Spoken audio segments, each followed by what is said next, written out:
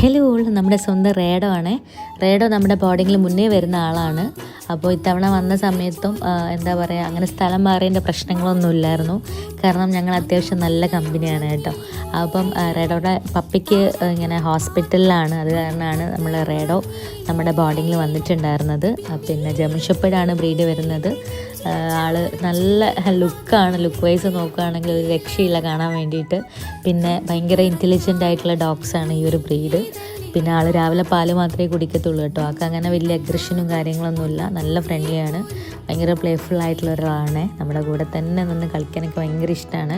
റേഡോയുടെ ചേച്ചി വന്നിട്ടുണ്ട് കൂട്ടാൻ വേണ്ടിയിട്ട്. 14 ദിവസത്തിന് ശേഷം ആൾ എപ്പോഴും എനിക്ക് മെസ്സേജ് അയക്കുക, എന്നിട്ട് റേഡോ ഇല്ലാതെ വീട്ടിൽ നിൽക്കാൻ പറ്റുന്നില്ല, ഭയങ്കരമായിട്ട് മിസ് ചെയ്യുന്നു എന്നൊക്കെ പറയുമായിരുന്നു.